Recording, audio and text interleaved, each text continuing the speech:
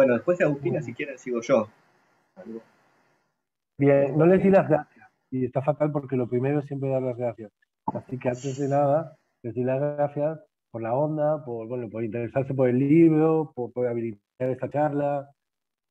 Y nada, veremos qué pasa. A mí me encantaría que esto siga de verdad como un grupo de trabajo de investigación y que puedan surgir más cruces y más encuentros, los que no se conocen, porque creo sinceramente que hay muchas conexiones entre lo que están haciendo, plantean. Y, así que nada, em, si quieren empezamos ya. Bueno, hola, buenas tardes, días. Esta es una conversación en torno a la materia vibra. No es exactamente la presentación de un libro, aunque sí que estamos sirviéndonos de un libro publicado recientemente por Caja Negra en 2022, con el Centro Cultural de España de Córdoba y con Arqueologías del Porvenir, como con otros agentes y agencias que hemos convocado. La idea es juntarnos un poco a pensar el libro en situación, a ver qué ecos tiene este libro de Jane Bennett en lo que se viene discutiendo, produciendo entre el arte, la ecología y la política en Argentina a nivel federal. De hecho, quisimos que este encuentro sea parte de una asamblea federal que se va a celebrar en Córdoba los días 11 y 12 de agosto, pero que tiene la pretensión de convertirse en una especie de lugar de encuentro entre proyectos e intervenciones que tienen el territorio como teatro de operaciones, como lugar donde pensar distintas materialidades y realidades, distintos poderes, distintas escalas que conviven con nosotros, con nosotras, con los humanos. El libro, como decía, de Jane Bennett fue publicado este año. Jane Bennett, voy a leer, es teórica, política y filósofa, profesora del Departamento de Ciencias Políticas de la Facultad de Artes y Ciencias de la Universidad Johns Hopkins. Es especialista en campos cruzados, la filosofía, la ecología, el arte y la política, en desorden y desordenados voluntariamente, y ha colaborado bueno, en numerosas revistas y foros, ha participado de becas también internacionales. Este libro, Materia Vibrante, tiene el subtítulo de Una ecología política de las cosas. Se puede enmarcar un poco en algo que se viene nombrando como el giro materialista. En la, eh, en la hipótesis de Bennett, en materia vibrante, se expone una idea central que es la de la materialidad vital, un materialismo vital, dice la autora. Un poco este materialismo vital vendría a colaborar en la desintegración de una división que es fundacional en la metafísica y en la ontología occidental, que es la división entre lo orgánico y lo no orgánico, entre lo vivo y lo no vivo, entre lo humano y lo no humano, una serie de dicotomías que siempre han conseguido resguardar la situación excepcional de los humanos con respecto al planeta y al mundo donde viven.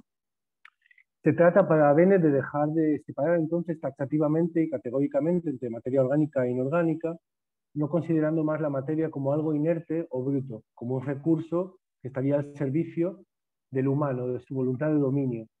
Materia vibrante, dice la autora, es un proyecto filosófico y político, es un nuevo reparto de lo sensible. Y si es un proyecto político novedoso, es porque pretende promover interacciones más inteligentes y sustentables con las cosas animadas. Hay algo de pretendidamente inocente o ingenuo en el lugar que adopta Bennett, un poco como los niños, las niñas, las niñas que se acercan a la materia, a las cosas por primera vez y que las piensan vivas.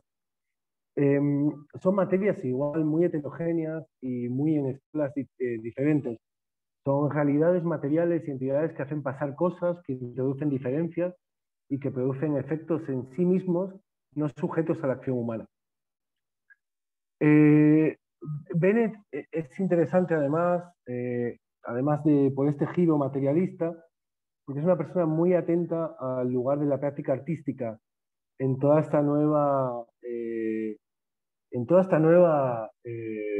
situación con respecto, proposición con respecto a la realidad material de las cosas, ¿no? Ella habla de estar atentos, de escuchar, de ver, de poner los oídos y un poco de darle lugar a la agencia de las cosas, no atribuirles valores humanos, sino escuchar qué tienen que aportar estas cosas a la realidad política, cómo modelan nuestra existencia y qué tipo de efectos produce en casos y situaciones culturales muy distintas, ¿no?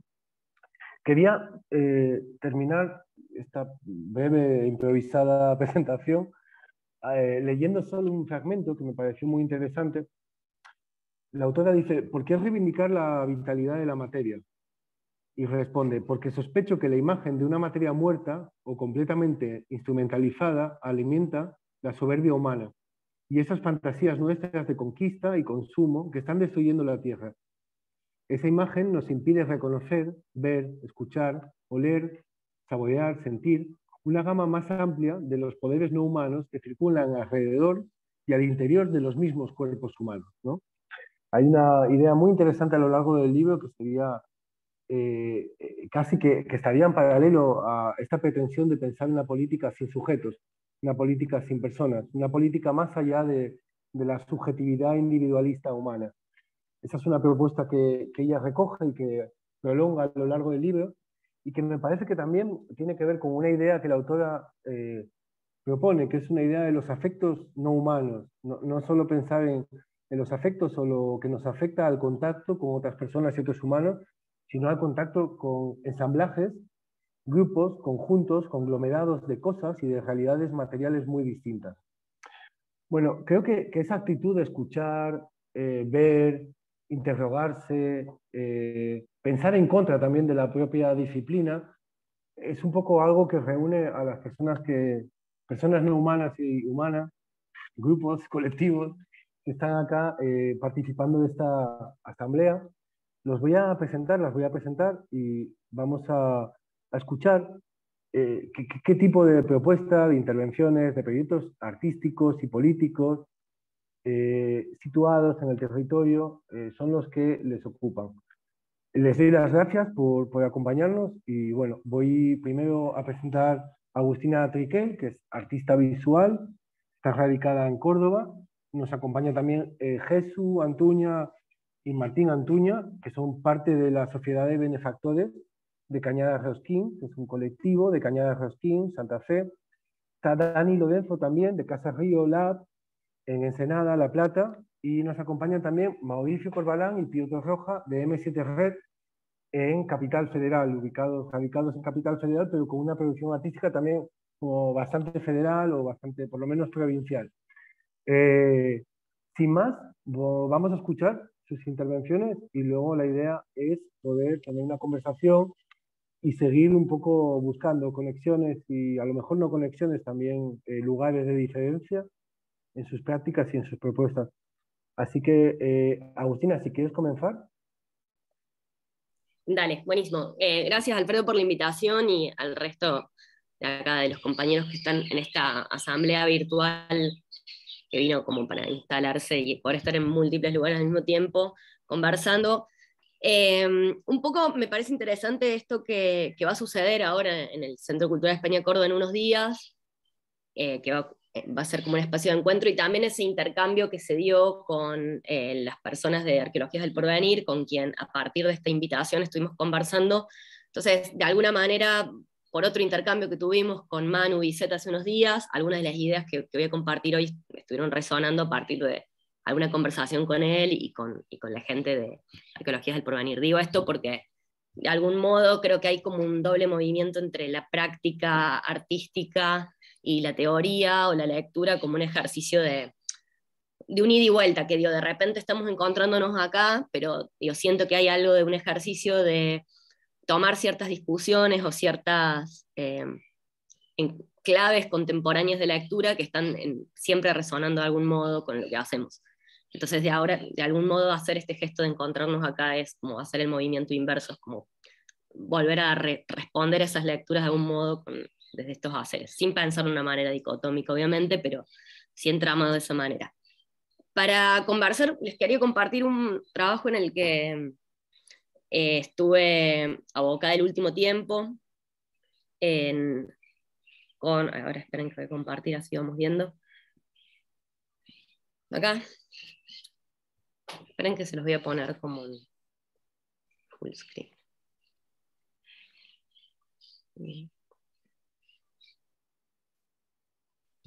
Ahí ven bien, ¿no? Sí. Bueno, un poco, como dijo Alfredo, yo ahora estoy radicada entre Córdoba y Buenos Aires, un poco más en Córdoba desde la pandemia, digamos, desde que se instaló un poco el teletrabajo.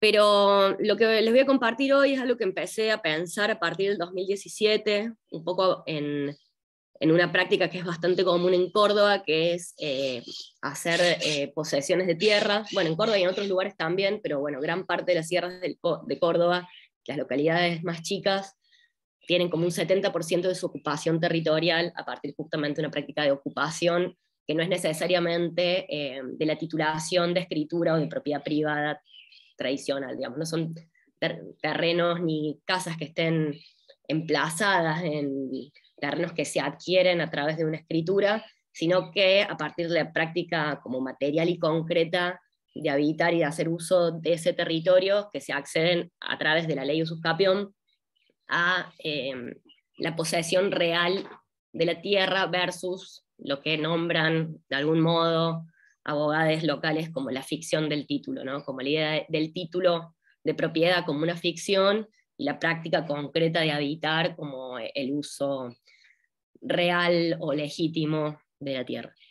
Un poco a partir de esa pregunta y una experiencia como más personal de haber hecho este mismo procedimiento en La Paisanita, que es una localidad cerca de Altagracia, en el Valle de Parabachasca, a partir de esa pregunta de cómo hacerse esa tierra y cuál era el procedimiento para hacer ejercicio de esta ley, es que me empecé a preguntar de cómo había llegado la ley ususcapión de alguna manera también a ser el modo en que estas tierras, digamos, en este país se habían hecho de sus propietarios, ¿no? Entonces, algo que estaba bastante como, que después en el tiempo estuvo bastante criminalizado, como fue la toma de terrenos o ciertas cosas que sucedieron incluso en el contexto de pandemia más recientemente, había sido el modo de hacerse de la tierra de los grandes espacios terratenientes de todo el país, digamos.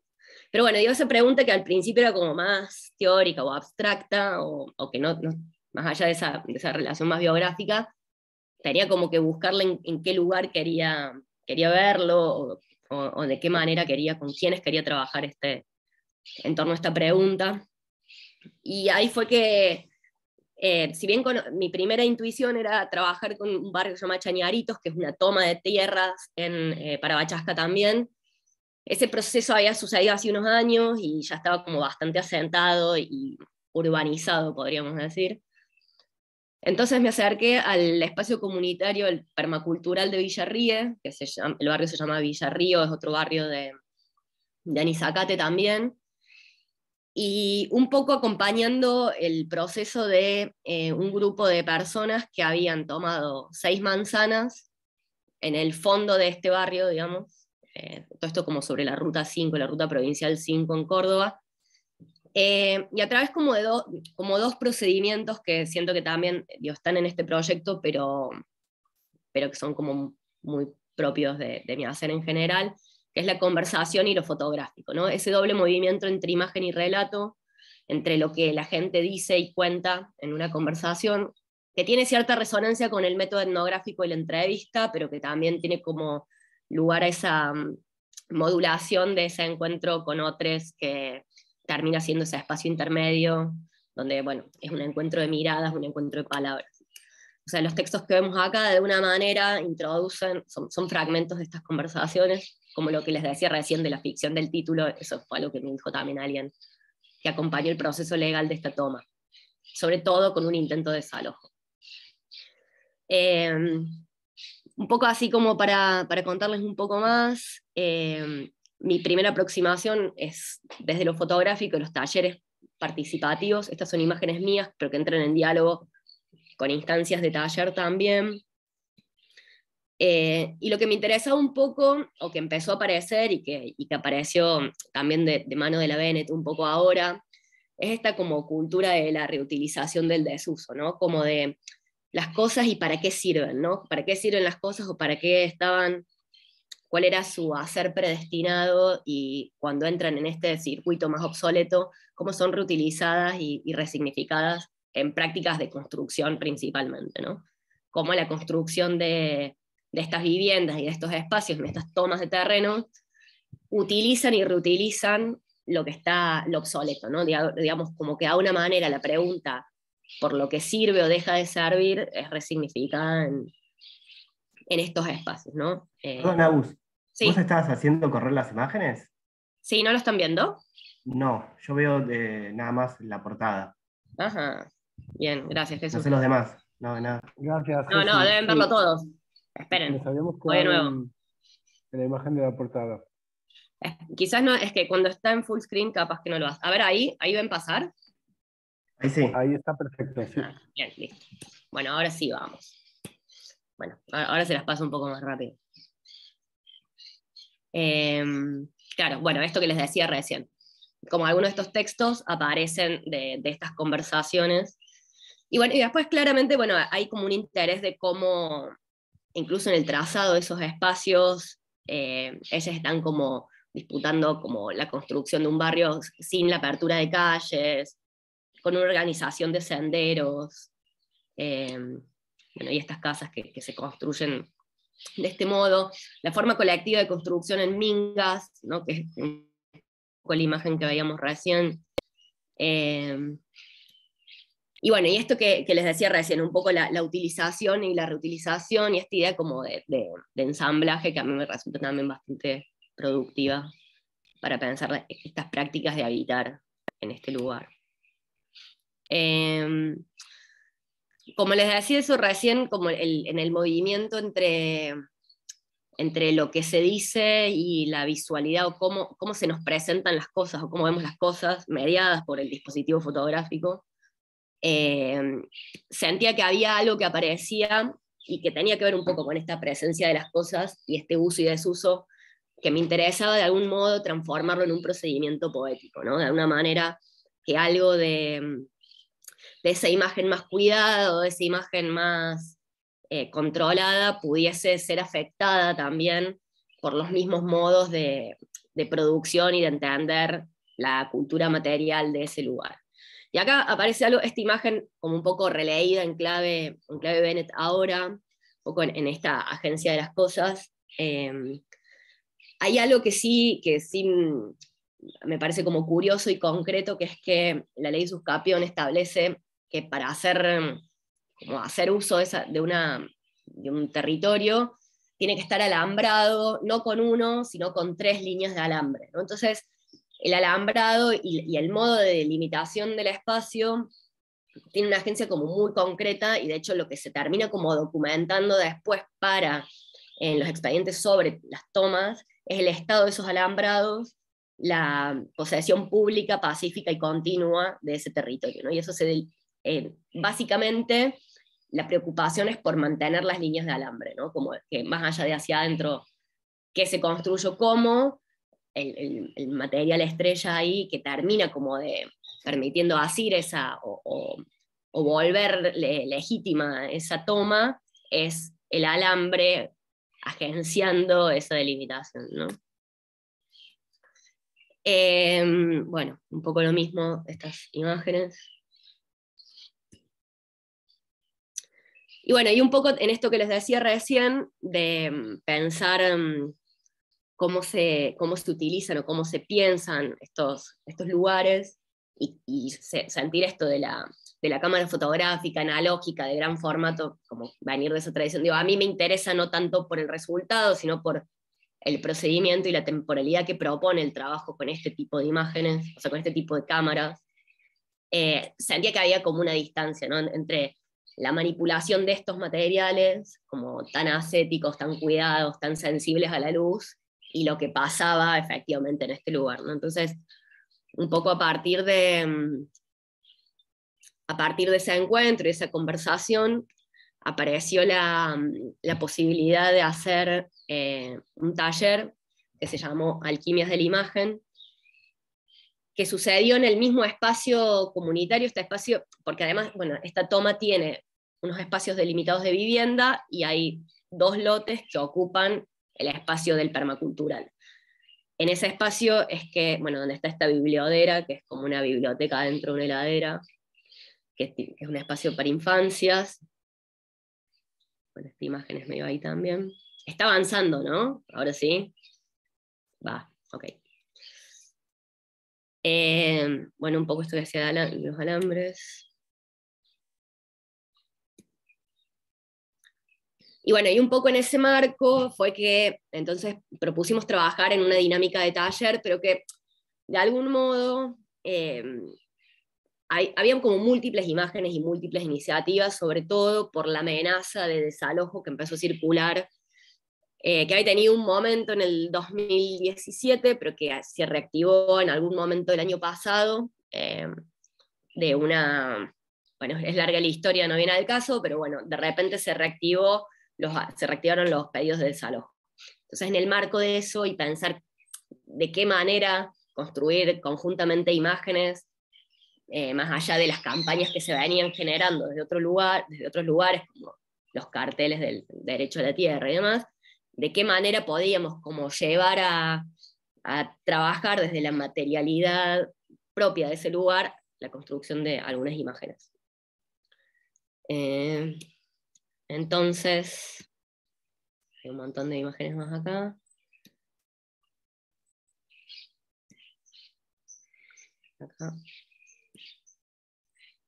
Acá llegamos a esto. Bueno, lo que ven ahí es la misma imagen que habíamos visto antes, hay un perchero público como de gratiferia, de intercambio de materiales, pero lo que vemos acá son unas imágenes que se están revelando, se están secando en este taller que se llamó Alquimias de la Imagen. Un poco lo que a mí me interesaba era trabajar también como del mismo modo en que estaba esta pregunta por la reutilización o para qué sirven las cosas, ¿no? y cómo pueden ser reutilizadas en estas prácticas de habitar y construir. Trabajé con materiales que estaban vencidos, o sea, materiales fotográficos analógicos vencidos o en desuso o potencialmente velados, ¿no? Entonces, y en este lugar también no hay luz y no hay agua. Entonces, también todos los procedimientos de lavado de las imágenes, esto es un bidón de agua, lavado de las imágenes, los tiempos de exposición expuestos al sol, revelando sin laboratorio con luz solar. Bueno, esto Jesús sabe bastante también, así que es como medio ese universo de la materialidad puesta en la sensibilidad fotográfica llevada como al límite a ver qué aparece o qué pasa y cómo aparece, bueno, un poco estas imágenes que sí, que están construidas más referencialmente con una cámara fotográfica o con una cámara estenopeica, y después estas imágenes que generaron con unas camaritas también que ya casi no servían, que no corría la película, pero bueno, de repente generan esas imágenes. Copiando por contacto entre 2 vidrios con una manga de todo bastante, bueno, un poco esto, como volviendo a que establecer esa relación entre los materiales fotográficos obsoletos y vencidos, vueltos a pensar o vueltos a utilizar a la luz de las necesidades de construir una visualidad en torno a este espacio, ¿no? Son algunas.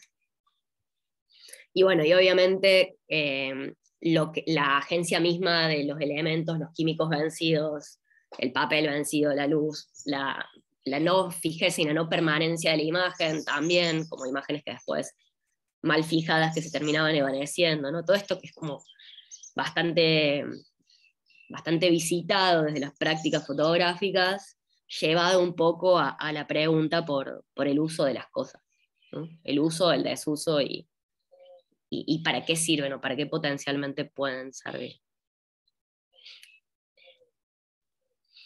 Estos son como algunos ejercicios, bueno, también mucha en la aparición de esta conversación constante, una de las cosas que aparecían era la relación de los elementos y cierta cosa como, bueno, el cuarzo en Córdoba, la mica como elementos energéticos como muy particulares, entonces como, bueno, el comunitario se asentó en un lugar en relación a ciertas, bueno, formaciones de piedras que tenían como cierta energía particular, es decir, bueno, la potencia de Córdoba vibra fuerte por el cuarzo. Todo esto está obviamente muy atravesado por ciertos discursos que desde acá leeríamos como hippies, ¿no? También, o neo-hippies, ¿no? Pero digo, hay algo de esa, o sea, de esa animismo capaz en algunos elementos o ciertas lecturas que, bueno, que pueden ser entendidas de ese modo, pero que también, digo, lo que a mí me parecía como importante era encontrarle su propia visualidad o su propia materialidad, digamos, ¿no? en el trabajo con ellos. Entonces, bueno, ahí apareció como esta otra punta, y con esto así termino, que ya creo que resto en tiempo, del trabajo con los materiales concretos sobre la ley, porque así creo que había algo como, quizás como lo más inmaterial, pero lo más performativo también de lo que efectivamente permitía hacerse la tierra, ¿no? Que era la lectura y la interpretación de la ley. Esto con un grupo de abogados de ahí, que trabajan como abogados del campo popular, que están acompañando otros procesos en el valle, hicimos como una lectura comentada de la ley y del tratamiento de su aplicación, digamos. Entonces, algunas de las imágenes finales de este proyecto fue como las imágenes que vimos al comienzo, imprimirlas por transparencia sobre la ley, ¿no? Como en este doble movimiento entre, bueno, la práctica concreta del habitar superpuesta sobre el marco legal que lo contiene. Yo como también un procedimiento bastante concreto de trabajo en relación a poner estos dos universos en relación y compartirlas de ese modo, ¿no?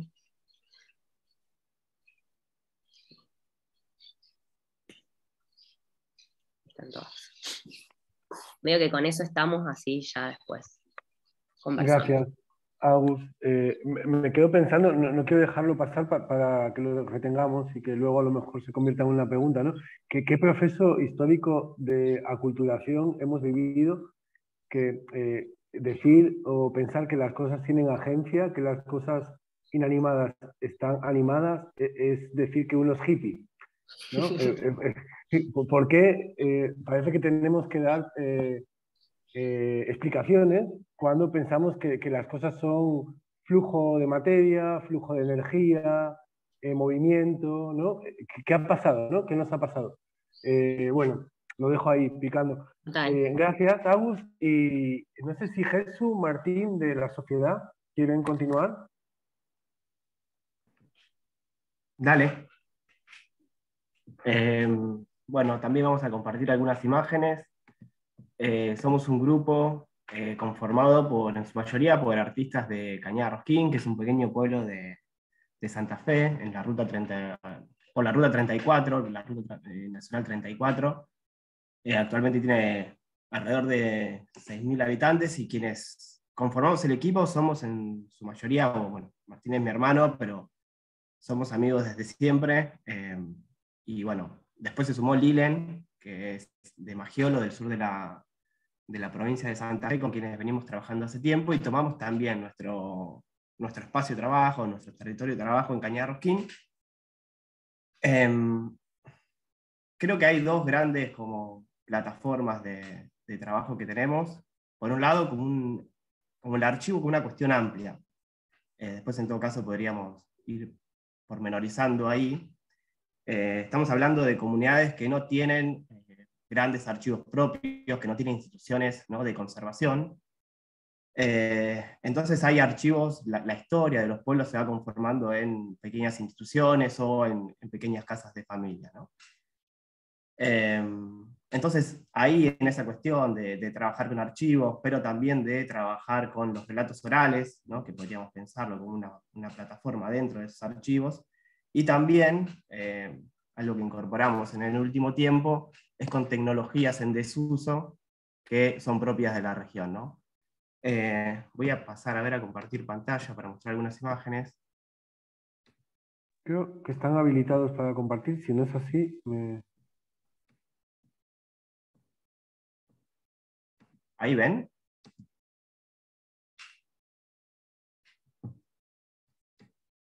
Bueno, este es uno de los proyectos que realizamos en la Reserva Natural Fundación Federico Wildermuth. Nuestro espacio de trabajo es el siguiente. Esta es la zona de Cañarrosquín. Son los pueblos de la región, que son los departamentos de San Martín y San Jerónimo. Lo que se ve en esta zona, ¿ven el puntero ustedes? No los escucho yo.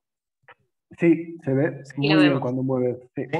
Bueno, lo que ven en el medio, que es como una especie de accidente, bueno, es un accidente geográfico, es la Cañada Carrizales.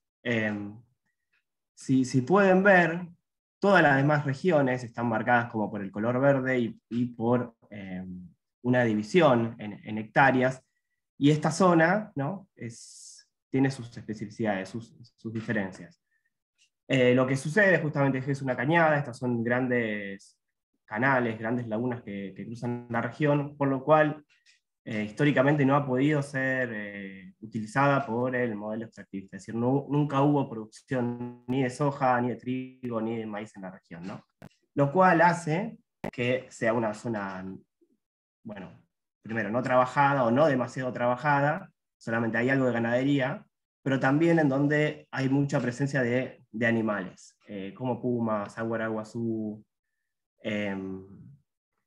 distintos gatos monteses y demás. Dentro de, ahí voy a concentrarme en varios puntos dentro de la cañada para que vean los espacios de trabajo. Primero es este, que es un monte nativo, un monte José Ñudo, que tiene alrededor de 3 hectáreas. En esta región está la reserva natural, y después está toda la zona de canales. Este es el monte, es un monte de algarrobos, de espinillos y de chañares, en una región, en la cañada, en donde no suele haber ningún tipo de árboles más que de esto, ¿no? Después todos los que son eucaliptus y demás, que ya están por fuera de la zona de la cañada, sino en la zona más de producción extractiva, son los montes característicos, ¿no? Este es un acercamiento más puntual, ¿no? También a la salinidad de la región. Las tierras suelen ser blancas, ¿no? Y este fue uno de los proyectos que empezamos a trabajar. A partir de la sequía del 2020, comenzamos a trabajar en los distintos canales de la región, haciendo empezando a construir un archivo acuático sonoro, como le decimos. Lo que hacemos es trabajar con hidrófonos que van conectados, ¿no?, a una grabadora Zoom, y tenemos 2 micrófonos más en donde vamos registrando la fauna de la región, tanto acuática como terrestre, ¿no? Después, bueno, a partir de la colocación de 2 cámaras más, vamos construyendo el paisaje de cada uno de estos lugares. Este es actualmente el mapa interactivo que estamos desarrollando. La idea es realizar jornadas de intercambio cada 3 meses para ir construyendo justamente el archivo, ¿no? Por otro lado, tenemos todo el trabajo en la reserva, el lugar. La reserva en realidad forma parte de una fundación, que es la Fundación Federico Wildermuth, que tiene un proyecto de ganadería sustentable, y en otra parte tiene todo lo que es la reserva, en donde no hay ingreso de ganado, es decir, el lugar se mantiene intacto, ¿no? Estamos pensando que a nivel, cuando nosotros creo que empezamos a trabajar, hay como una potencia política en empezar a vincularnos con distintos actores, ¿no?, que escapan del campo artístico, en este caso trabajar con agricultores, con ingenieros, ¿no? Que están buscando otra forma de producción, y nosotros entendemos que en el campo estético también podemos trabajar a conformar otra forma de sensibilidad, ¿no? Y también, ¿no? a entender, y esta creo que fue una de las preguntas que nos hicimos en el último tiempo, a entender que la comunidad puede pensarse más allá de los humanos, ¿no? Es decir, que también los animales pueden, ¿no? Tienen una agencia propia. Entonces en la reserva lo que empezamos a colocar son cámaras trampa para detectar la presencia animal. Esta es de principios de julio de este año, donde detectamos un gato montés negro. Tenemos la presencia de liebres. En la reserva actualmente, bueno, hay pumas, aguaraguazú, funciona como un lugar en donde los aguaraguazú son liberados. Hace poco se encontró uno en General Villegas, en la provincia de Buenos Aires. Eso pasa a Maiquén, donde es recuperado, y después estos animales son introducidos en la reserva. Como suelen recorrer bastante estos espacios, es muy difícil volver a verlos, ¿no? Especialmente los aguaraguazú, que no se dejan ver, los pumas, que también tienen una presencia nocturna. Entonces la presencia o la introducción de cámaras trampa nos permite seguir la trayectoria de estos animales. También por la quema de los humedales, estamos hablando de territorios que están más o menos a 70 kilómetros del río Coronda. Suele haber desplazamientos de animales de los cuales no teníamos visión los últimos tiempos, como la presencia de ciervos, que si bien es de la región, hacía muchísimo tiempo que no eran vistos, y en este último aparecieron. Y acá quizás, bueno, conectando también un poco con lo de Bennett, empezamos a trabajar con distintos elementos de tecnologías agropecuarias que de alguna manera van quedando en desuso. Trabajando con ordeñadoras, y en este caso con molinos de viento, en donde vamos trabajando con distintas tecnologías. Con las ordeñadoras, Martín después en todo caso puede contar un poco más, trabajamos con arduinos y distintos elementos como para desarrollar un sistema sonoro y transformar esas ordeñadoras en otra especie de ecosistemas, ¿no? En este caso lo que hicimos fue trabajar con el molino, en la cual le colocamos unas campanas sonoras. Esto tenía varias formas de funcionamiento, y queríamos ver qué tipo de relación podíamos establecer con los animales de la reserva. Cuando el molino gira, ¿no? A partir de la agencia propia del viento, esto va generando distintos sonidos. También, ¿no? Nosotros podíamos utilizarlo como un instrumento artístico, ¿no? Y después, bueno, fue introducido en el museo como un espacio también extraño a este tipo de objetos, ¿no? Y por otro lado, este es también dentro de la reserva, a partir de la creación del archivo sonoro, empezamos a pensar si podíamos desarrollar un concierto pensando más allá de lo humano. Entonces, desarrollamos un concierto para peces. Es Antonio, el músico del grupo, que hoy no pudo estar. Entonces fuimos trabajando con distintas secuencias sonoras, a partir de la construcción de parlantes acuáticos, que introducimos en las lagunas de la reserva, con el objetivo de buscar conexiones con los animales, ¿no? Entonces son procesos bastante largos de trabajo, en donde tenemos que ingresar a estos lugares de alguna manera sin hacer ruido, hasta que los animales se acostumbran a nuestra presencia, ¿no? Siempre que trabajamos en estos lugares sabemos que tenemos que estar en silencio más o menos por 30 minutos, y una vez que estamos dentro, los animales comienzan a acercarse, empiezan a verte como, justamente, como un animal no violento para ellos, al menos en ese momento. Y este es el espacio actual en donde estamos trabajando, que es un monte nativo. Es, creo, el único que queda en la región. Es un bosque, un monte más bien impenetrable. El otro día estuvimos trabajando y fue bastante difícil salir, de hecho. Solamente teníamos, uno de los chicos tenía conexión y logramos salir de esa manera. De alguna manera llegamos al monte por la presencia de un yaguarundí. Era una tarde de trabajo que estábamos en uno de los canales. Volvíamos y vimos un felino que cruzó el camino, entonces nos metimos, lo seguimos, y a partir de eso descubrimos este lugar. Lo cual nos resultó bastante llamativo, porque sería el primer asentamiento español en la región, ¿no? Estamos hablando de nuestras comunidades se fundaron a partir de 1890 con la llegada de los italianos, son en su mayoría comunidades conformadas por piemonteses, y este lugar habría funcionado ya en 1710, y a partir de, bueno, servía en primer momento como un lugar, una frontera contra el indígena, contra los guaycurúes que poblaban la región, pero también fue un fuerte militar, después para el brigadier Estanislao López, que se asentó en este lugar y llevó desde este lugar la lucha contra Ramírez, que era el caudillo entrerriano.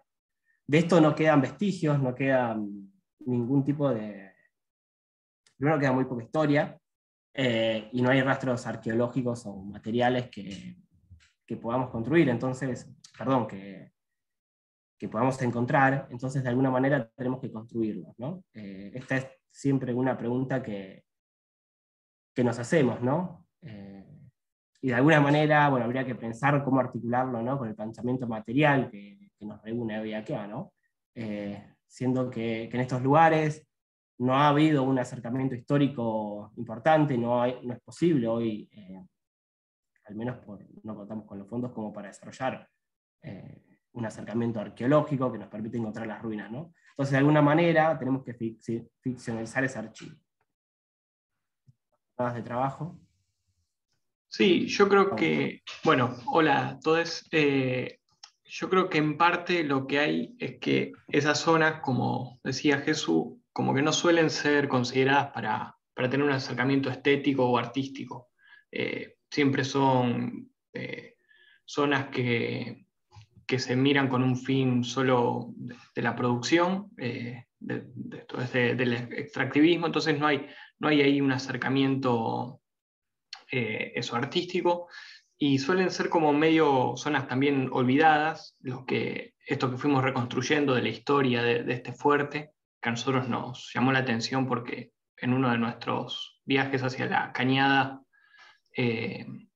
nos apareció de la nada un felino enorme y que nos señaló el lugar un poco, pero también tiene que ver con que, como veníamos trabajando con estos desechos rurales, y que hay algo ahí, ¿no? Que son desechos que también que han sido olvidados, entonces son materiales que vamos a buscar a desarmaderos o a tambos ya antiguos, y donde también hay como una acumulación de eso, de materiales que también que fueron utilizados con fines de la producción, pero que fueron completamente desechados y a los cuales les buscamos dar un nuevo uso, un nuevo acercamiento. No sé cómo estamos, me parece que estamos con el horario, con el tiempo, ya nos pasamos. Sí. Bueno, estamos ahí siempre como el horario. Gracias, Jesús y Martín. Pensaba cómo fabricar evidencia o cómo hacer visible la presencia de cosas que no están muchas veces en el rango de la percepción de nosotras personas humanas, ¿no? Esta cosa de la fabricación, me parece que en el libro de Bennett, en Materia Vibrante, hay varios postulados, varias líneas, ¿no? De intervención artístico, estético, políticas, ecológicas, ¿no? Que se preguntan por esta cuestión de cómo darle entidad a lo que no tiene a nuestros ojos entidad, cómo comunicarnos con escalas que no son visibles, que no son sentibles incluso, ¿no? Em, si quieren avanzamos y, no sé, Mauricio y Pío tal vez, y cambiamos un poco de escenario, nos vamos a un escenario complejo, que es una palabra que ellos utilizan M7 Red mucho y que es un poco entre medias, entre este espacio más rural del campo, de la producción agro o industrial agro y del espacio urbano, ¿no? Donde se mezclan un poco y se conectan estas distintas formas de habitar el territorio. Mauricio y Pío, si queréis continuar. ¿Listo? Sí, dale. Bueno, muchas gracias por la invitación y gracias a todos por estar y escucharnos. Bueno, a nosotros nos sorprendió mucho el libro porque tiene mucho que ver con lo que trabajamos cuando constituimos el colectivo. Realmente es muy sorprendente la afinidad, así que bueno, gracias por eso, por poder conocer el trabajo de Bennett. Yo quería contar así como una brevísima introducción y tirar algunas cosas. En el capítulo del metal, una vida de un metal, creo que se llama, Bennett tiene esa cita ahí a Deleuze y Guattari de la nomadología en 1000 mesetas sobre la cuestión de la metalurgia, ¿no? Entonces, bueno, está el metal y la metalurgia. Entonces, creo que la cita es algo así como no hay metal sin metalurgia.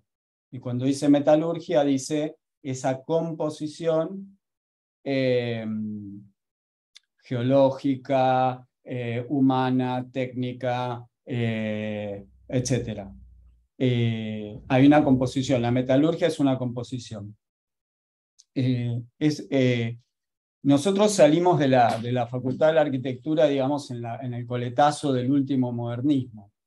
Inclusive llegamos a estudiar este sistema de prefabricación soviético, o sea, recontra planificación y zonificación. Y la zonificación es una herramienta que se usó, yo creo, que hasta finales de los 80 y que funciona a nivel de infraestructura, por supuesto.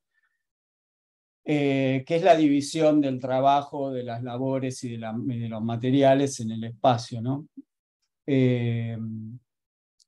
Y es un poco esto, ¿no? Esta idea, ¿no? Modernista de que se pueden dividir y separar las cosas, de que hay ontologías y hay jerarquías ontológicas, etc. Y básicamente con un centro que es el humano, ¿no?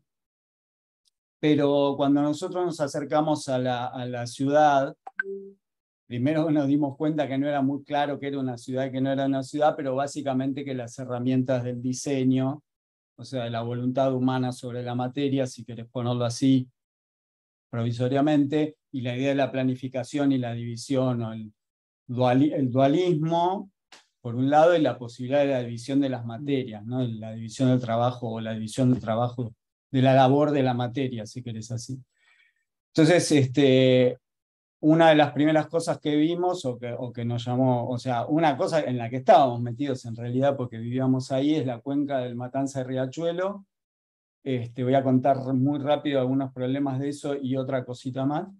Que estaba el Riachuelo, más o menos nosotros empezamos a interesarnos tipo en el 2005, tuvimos un par de aproximaciones artísticas al problema, primero a la salada, bueno, con un problema sociológico humano, pero ahí ya vimos que excedía, la salada estaba rodeada de un ecosistema súper híbrido, mitad reserva ecológica, mitad basurero, mitad zona liberada, bueno, legal, material, ecológicamente muy cruzado. Y de ahí empezamos a meternos mucho más en el tema del riachuelo, hicimos experimentos estéticos para tratar de configurar dispositivos para hablar con el río, mucho más a nivel legal que a nivel artístico finalmente, pero eso nos habilitó a empezar a pensar de nuevo como arquitectos en la cuenca. Bueno, nos metimos adentro del proceso, y esta es la palabra, de recomposición de la cuenca Matanza-Riachuelo, dentro de la causa Mendoza, que era una causa que había llegado a la Corte Suprema,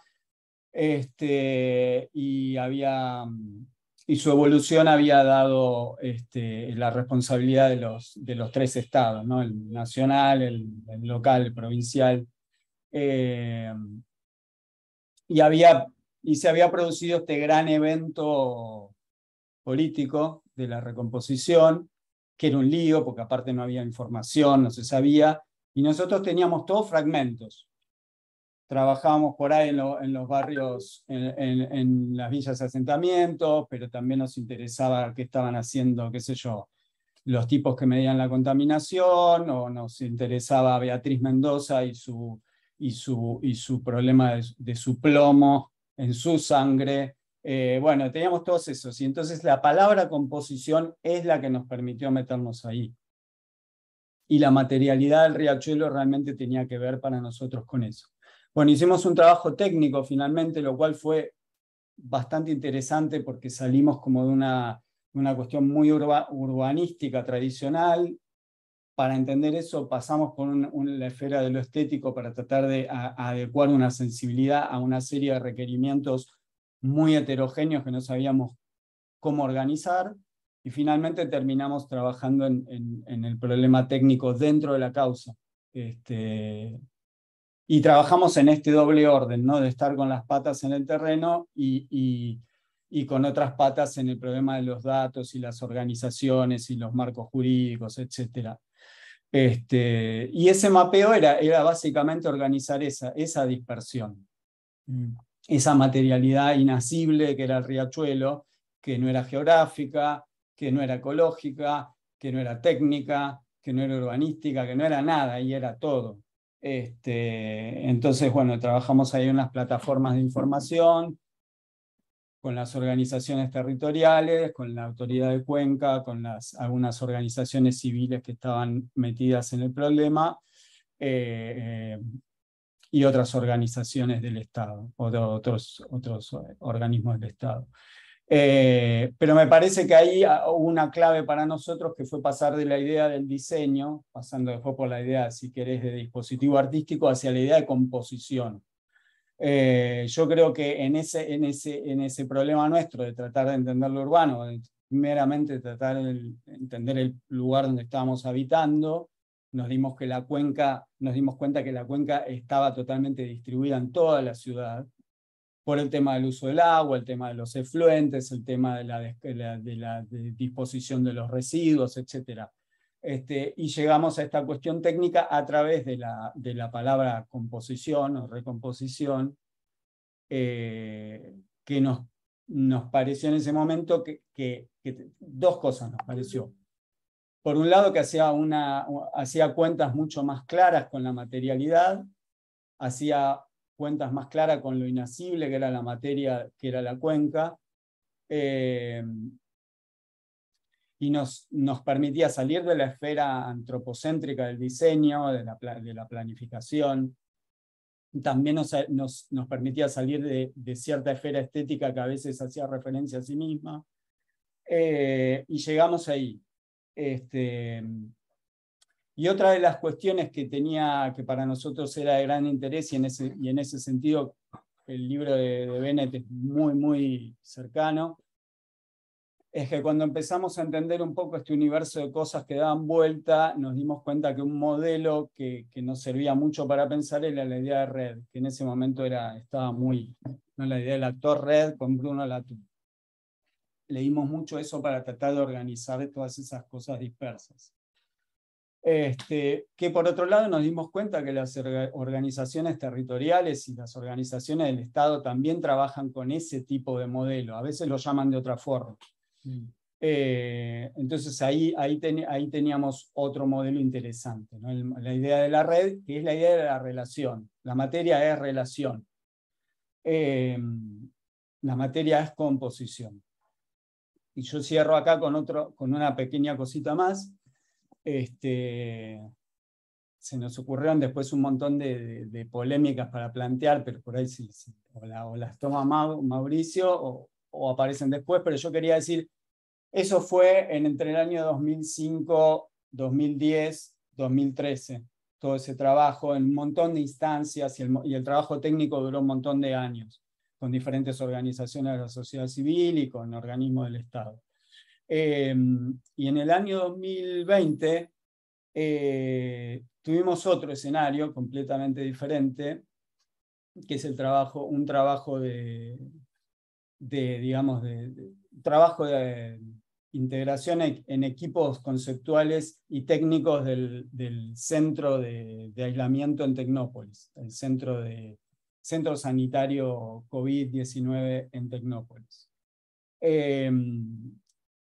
Y hay algo que me parece bastante interesante y que quizás es un problema que habría que ver cómo lo está pensando Bennett ahora, es que así como en el Riachuelo el marco al que llegamos, y que por otro lado el nombre de la causa, Beatriz Mendoza, que era recomposición de la cuenca Matanza-Riachuelo, lo que nos dimos cuenta es que en estos universos de burbuja pandémica, el marco era el marco del diseño, o del hiperdiseño, si se quiere, que es el tema del protocolo, ¿no?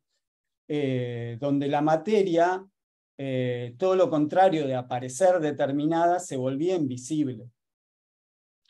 Y los problemas, a contrario de parecer estar totalmente delimitados y diseñados en sus configuraciones, ¿no? Tal protocolo para tal materia, tal otro para tal virus, tal otro para tal tipo de ropaje, tal otro para tal tipo de disposición espacial. Lo que nos dimos cuenta es que el hiperdiseño no solo políticamente era muy complejo y muy denso, en un sentido negativo lo digo, sino que era ineficiente también. Y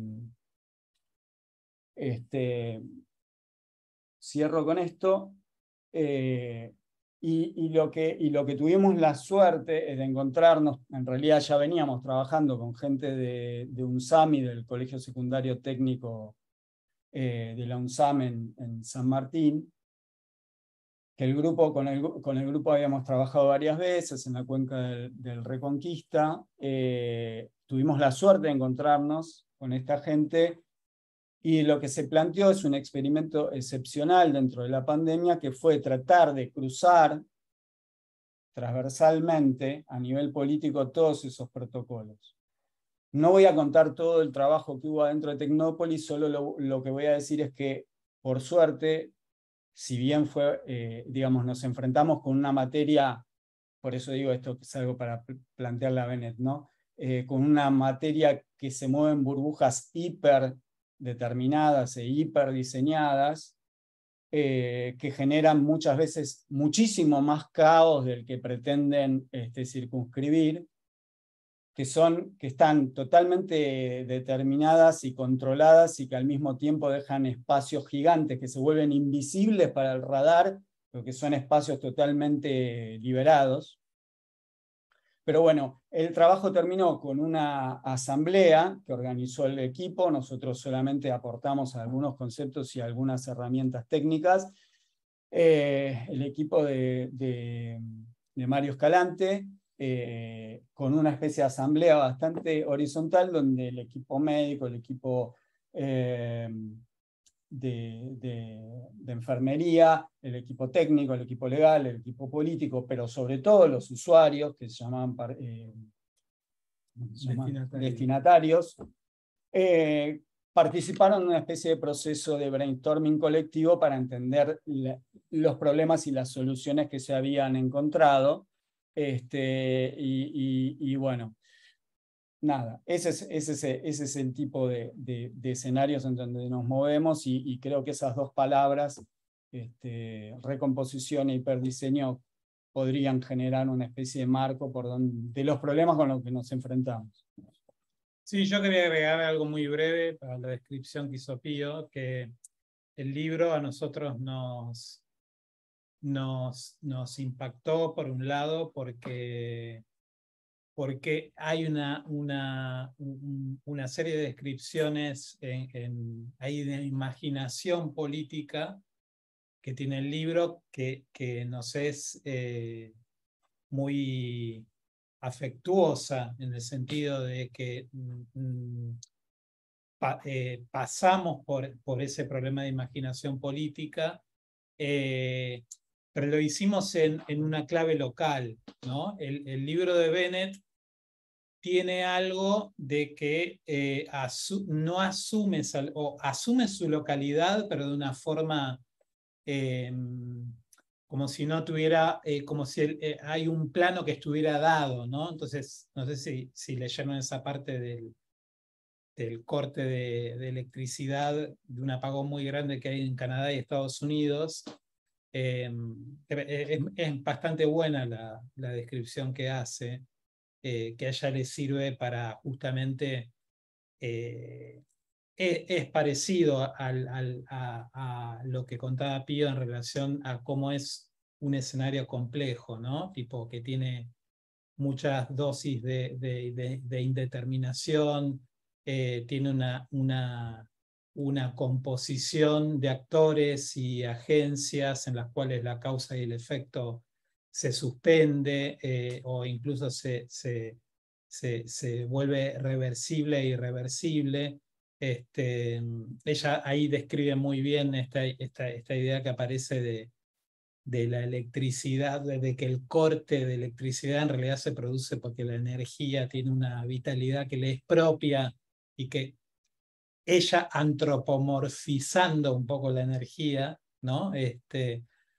Trata de desantropomorfizar un poco las decisiones de la red. Bueno, hace como ella en un momento lo dice, que no es malo antropomorfizar en este proceso de composición. Eso es divertido también. Pero hay algo que nosotros vemos, y con el ejemplo que daba Pío del trabajo que hicimos en el Riachuelo, con todo el arco que describió hasta el escenario de Tecnópolis, cambiaron completamente las condiciones en las cuales ese trabajo sobre lo material también cambió.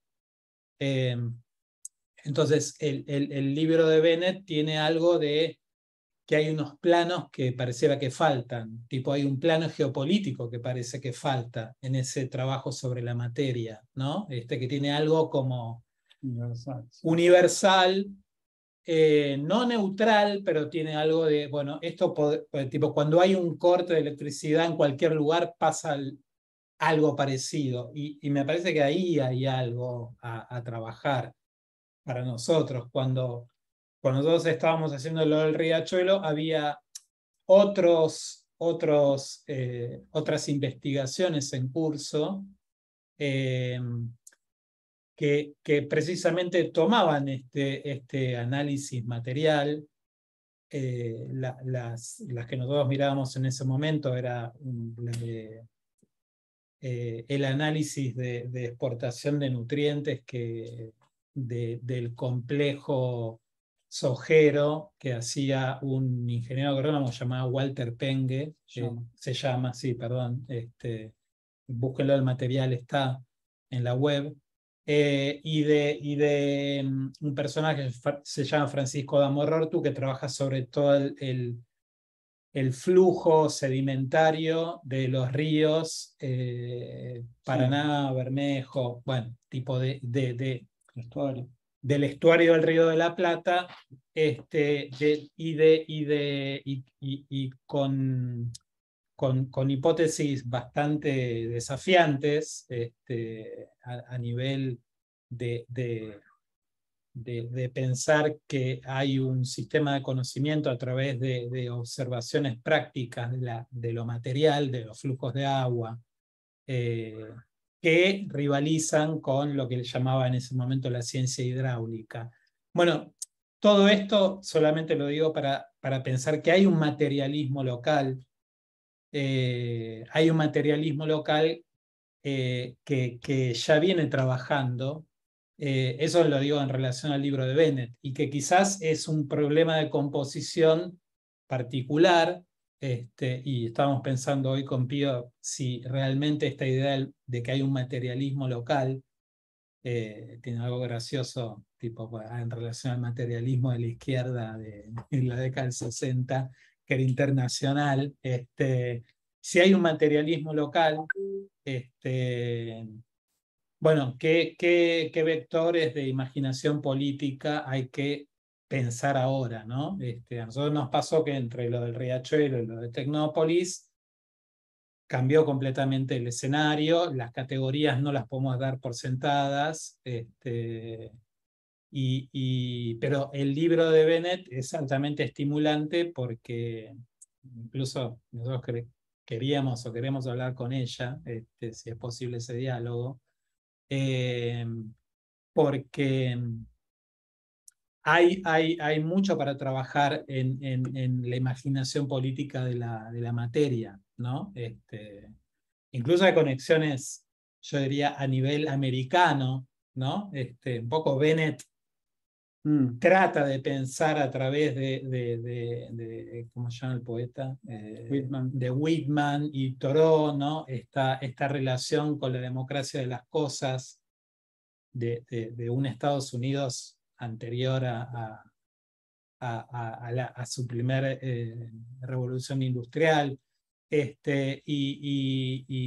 quizás hay relaciones que tienen que ver con el pensamiento de lo material local, incluso a nivel americano, no solo América del Norte, sino América del Sur. Sí, para cerrar, lo que pensaba es, bueno, hay 1000 conexiones para hacer con lo que venían diciendo todos también, pero la idea de una materialidad local, que creo que es bastante importante, porque el problema de la idea de materialidad es que presupone un universal. Claro. Entonces, la tecnología de la globalización es en base a esa materialidad universal. Entonces, la idea de que la materialidad sea composición implica una situación específica. Y en ese sentido creo que porque si no pareciera que el trabajo local es como un trabajo que se agrega en una capa muy folclórica, muy simpática, y también muy provisoria y muy poca densa en su inserción profunda en la estructura de las cosas. Entonces, digo, ahí quizás podamos, entre todos, que estamos trabajando en campos muy parecidos, ahí hay un trabajo muy importante para desandar. Por eso me parece que Mauricio lo cita a Morortu diciendo, ojo, la ciencia es una localidad hecha universal, específica. Claro. ¿Cuáles son nuestros problemas? Pero no es que nuestros problemas están arriba como una especie de fina capa de polvo sobre las cosas reales, que es la materia universal. No. Bueno. Sí, yo os tomo la invitación a pensar ese materialismo local pensando que si hay un materialismo universal es el capital. No hay materialismo más universal que el capital, ¿no? Y ahí me parece que sí que Bennett es muy elocuente y muy capaz a la hora de tomarle el pulso, ¿no? A esto que el tiempo parece que nos obliga, que es reimaginar qué entendemos por materialismo después de las tradiciones del materialismo dialéctico e histórico, pensarlo de una manera menos teleológica y más abierta a la confusión, a lo incierto, a lo inesperado.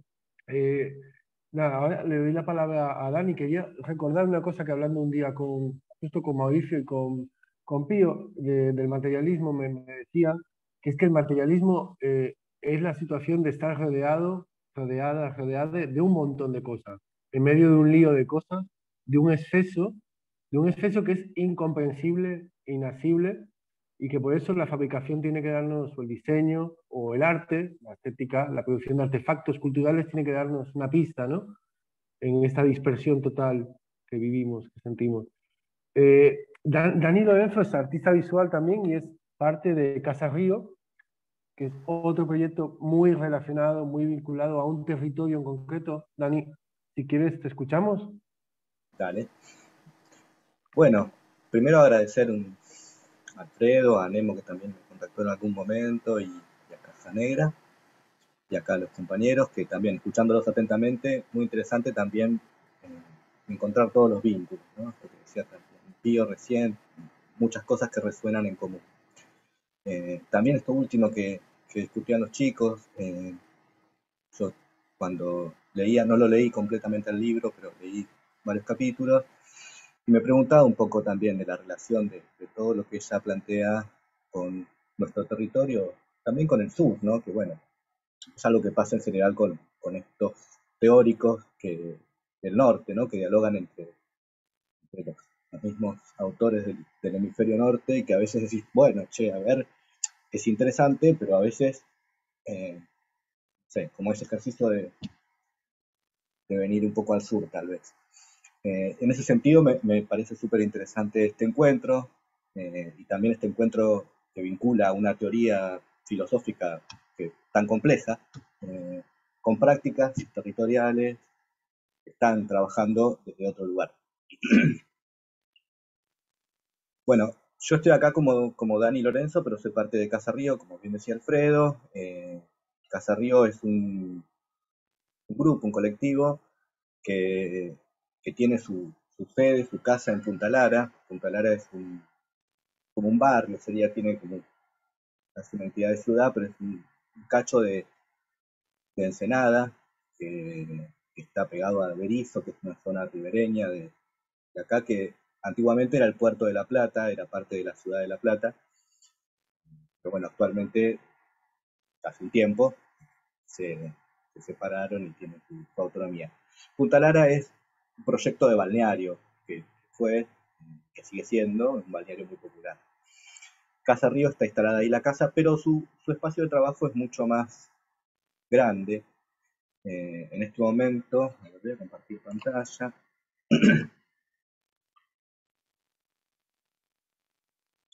En este momento el gran territorio que estamos trabajando es la Cuenca del Plata, con diferentes intensidades, obviamente. Pero bueno, esta cuenca, que es una gran porción de territorio, que abarca parte de Brasil, parte de Paraguay, parte de Bolivia, parte de Uruguay y parte de Argentina, es la gran ruta, también hablando de lo que decían los chicos, ¿no? Recién hablando de Amorortu y de todo esto, es la gran vía navegable que conecta todos estos territorios y que los conecta desde las épocas del virreinato y anteriores, ¿no? Dentro de este gran territorio, no quiero hablar puntualmente de todo el trabajo territorial, sino me voy a centrar en algo que estamos trabajando actualmente, que es en la idea de corredores bioculturales, y sobre todo en un trabajo puntual que estamos realizando en lo que sería el Gran La Plata. Vamos a entrar por acá.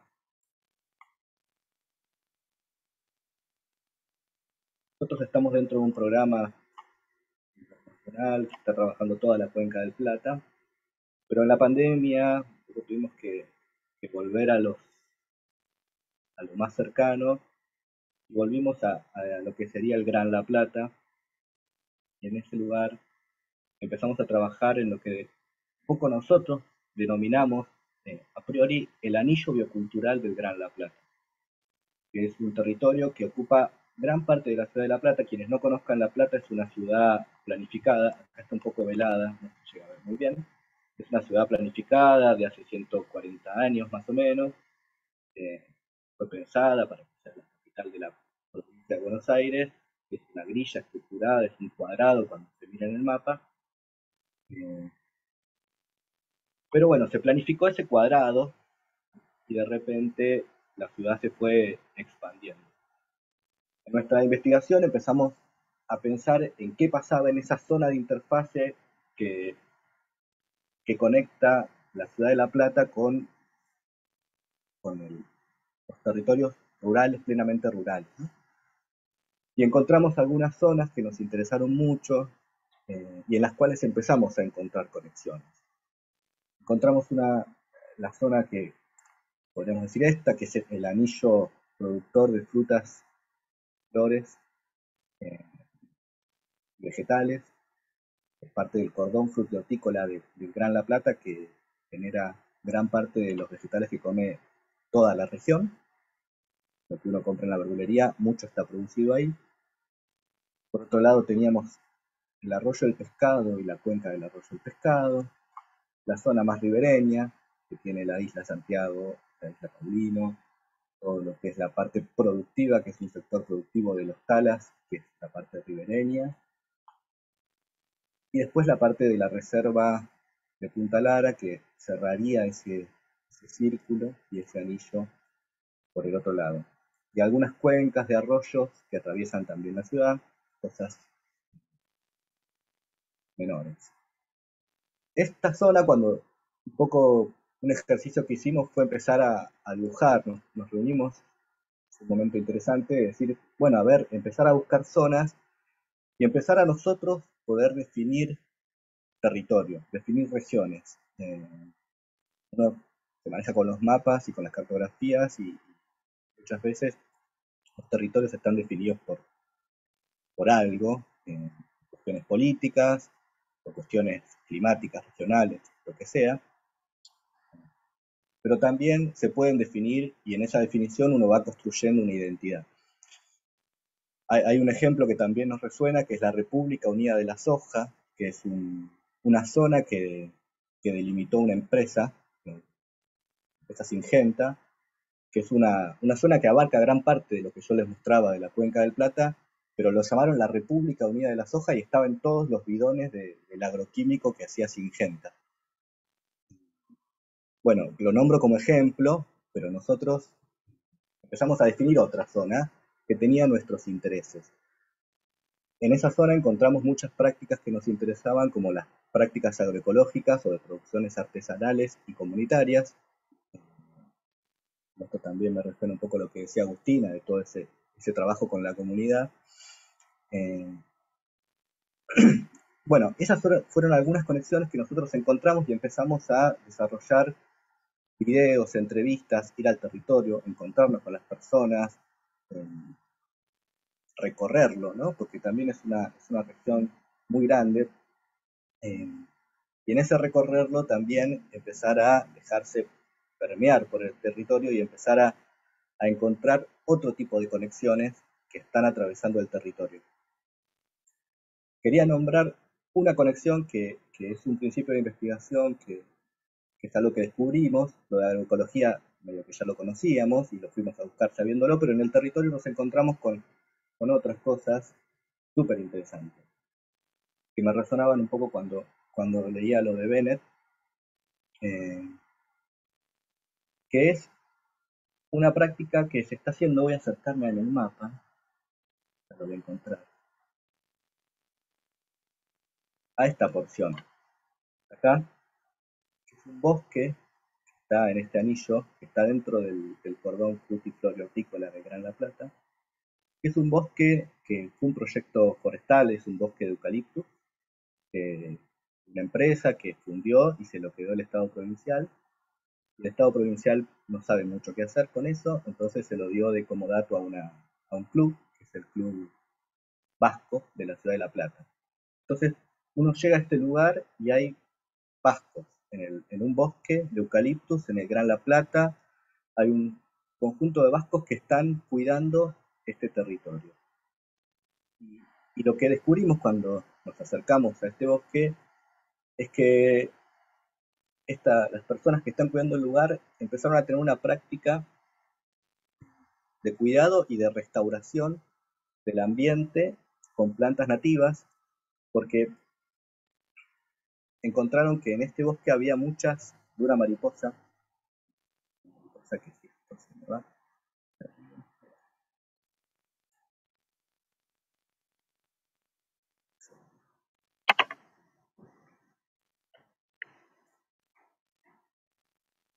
Empezaron a encontrar que había muchas de estas mariposas, que es una mariposa que seguramente Martín y Jesús tal vez la cruzaron y la conocen. Es la mariposa bandera argentina, que es una mariposa que está en la parte costera de la provincia de Buenos Aires, y también se extiende su población por todo lo que es sobre todo por la parte de los ríos Uruguay y Paraguay.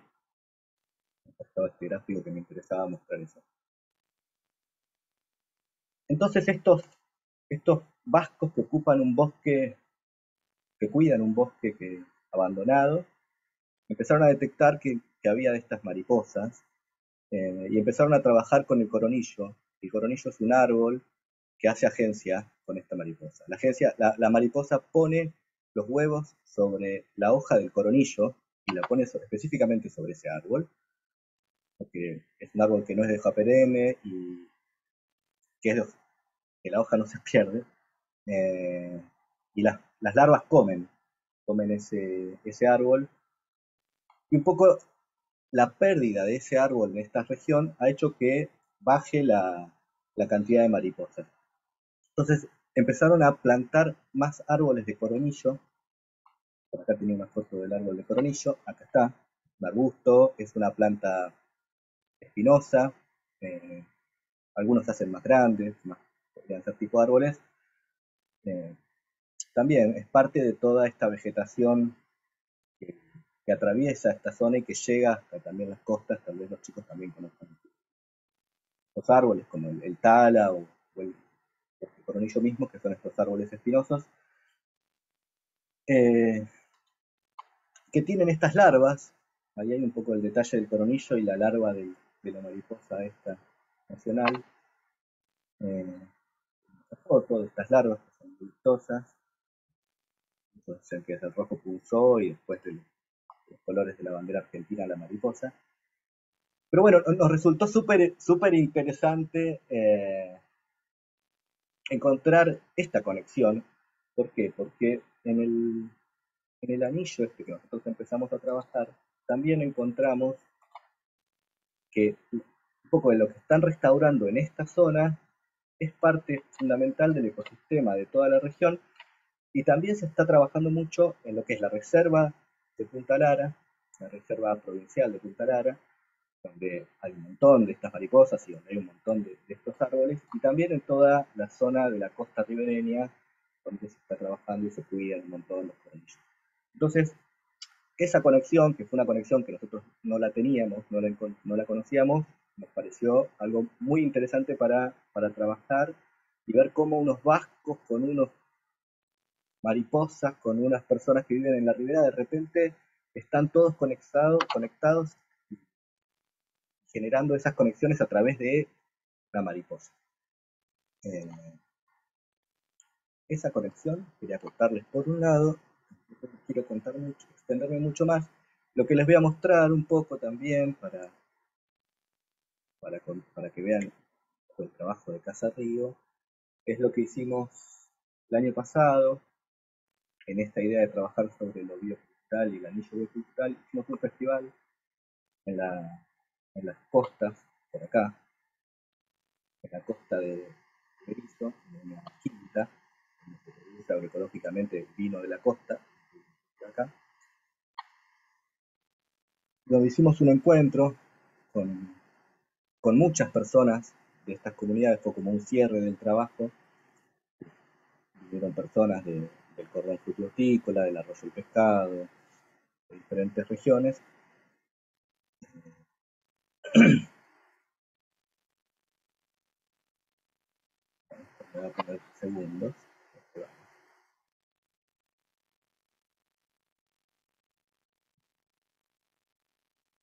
Hicimos 2 jornadas intensas, con algunas caminatas por la zona de la costa, detectando plantas nativas.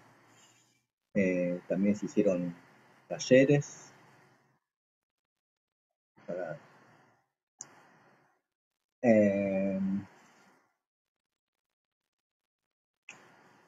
bueno, sigo pasando algunas. Esta fue de la charla. Esto es para que vean un poco la región, cómo es la parte de la costa de los Talas. Ahí está Marcelo, ingeniero. Es muy difícil. Bueno, hicimos un montón de trabajos con la comunidad. Se hicieron talleres de mimbrería, se hicieron talleres de fotografía también, de fotografía estenopeica, y se realizó un gran foro, que también lo pensaba en relación a lo legal que hablaba Agustina. Se realizó un gran foro con las personas de la comunidad, porque nuestra idea es poder desarrollar una ley de protección de este corredor biocultural del Gran La Plata. De protección o de cuidado, algún tipo de cuidado. Se está definiendo, se está trabajando bastante en eso. La comunidad estuvo súper interesada. ¿Por qué? Porque lo que está sucediendo es que ese cuadrado que yo les hablé, planificado de la ciudad de La Plata, se está extendiendo sin planificación y sin control, y está generando muchísimo caos urbanístico fuera de la ciudad. Entonces, a nosotros nos interesaba pensar eso, pensar cómo puede haber este anillo, y se puede preservar este anillo, que le puede generar un sustento interesante a la ciudad, porque si no, se va a descontrolar un poco. Eso por un lado, y después hacer una invitación, que va a ser una invitación que para quienes estén ahora en la charla va a ser una invitación real, para los que la vean grabada va a ser una invitación en diferido, porque ya va a haber sucedido, que es otra actividad que trabajamos con la comunidad, que es la Minga de Mimbre. La Minga de Mimbre la hacemos todos los años, es un trabajo donde se invita a quien quiera venir a participar, tenés que traer unas tijeras, unos guantes y venir a cortar mimbre. El mimbre se organiza, se ordena según el tamaño, se guarda para que los productores de la zona puedan realizar sus trabajos en mimbre. También se van a realizar algunas capacitaciones para hacer algún tipo de estructura simple de la agroecología, como cercos, composteras y cosas así. Es un material que se produce en la zona de Berisso y Ensenada, que nos gestionamos una porción de una parcela de un campo que produce, que lo abre solamente este fin de semana para que la comunidad y quien quiera pueda cortar esas varas de mimbre y utilizarlas. Es interesante también porque las plantas necesitan la poda de alguna manera, son plantas que ya están domesticadas con los años y necesitan de esa poda para seguir existiendo, entonces también es un vínculo que supera lo humano. Creo que voy a dejar por acá, así podemos hablar un poco más. Genial, Dani. Justo te iba a decir que estamos sobre el tiempo. Justo Agustina, además, tenía un compromiso. No sé si da para hacer como una especie de intento más que de síntesis, de seguir con el problema, por utilizar una expresión que conocemos todas, ¿no? Seguir charlando y pensando, bueno, estas formas de intervención, que no son las intervenciones modernistas, de pensar que todo es dominable y todo es usufructable o por lo menos explotable. Me parece que justo en la propuesta que Dani estaba mostrando, lo ecológico no se reduce a la política de lo verde, no es reciclaje solo, no. Lo ecológico sería ecológico social también, en un sentido de territorio y comunidad cooperando. No sé si hay algo que queramos como decirnos, como comentar de las intervenciones de cada una de ustedes. Yo sí tengo preguntas, pero me parece que por el tiempo que tenemos, que es muy poco, casi es más interesante volver a citarnos y a seguir con la conversación en algún momento e incluso de manera presencial, porque para finales de año estamos pensando un segundo bloque de encuentros que tendría lugar más en torno a este río Plata o en torno a una localización más cercana o bien a Buenos Aires capital o La Plata. Estamos pensando un poco cómo podríamos articular un encuentro eso en el territorio. No vuelvo sobre la pregunta, no sé si alguna de ustedes se atreve con una síntesis o es más cuestión de seguir en el problema, como decía, seguir en el lío, seguir en este exceso de cosas que pasan, en estos ensamblajes de los que somos parte, nada más, ¿no? Y que a veces se revelan, efectivamente se revelan y a veces se manifiestan de manera violenta. La crisis, en ese sentido, también es un síntoma, la crisis ecológica es un síntoma, ¿no? de algo que nos está hablando, de algo que nos está emitiendo cierta información codificada de una manera que tenemos que pensar y que tenemos que interpretar. Dado que hay poco tiempo, si les parece, nada, voy simplemente a darles las gracias. Antes de, ¿no? de tener una conversación que se va a restringir por el tiempo, prefiero emplazarlos para la siguiente conversación de esta Asamblea Federal de Agentes y de Agencias. Les doy las gracias a Agustina, Dani, Pío, Mauricio, Martín y Jesús por la participación. Gracias por leer el libro. Y eso, desde Caja Negra y desde esta iniciativa federal, asamblearia, materialista, casi nada, muchas cosas también, invitarles a continuar charlando, a continuar en contacto. Bueno, corto entonces la grabación y gracias a los que nos escuchan también, cuando nos escuchen, cuando emitamos, seguimos charlando, seguimos en contacto. Chao. Gracias a todos. Muchas gracias. Gracias.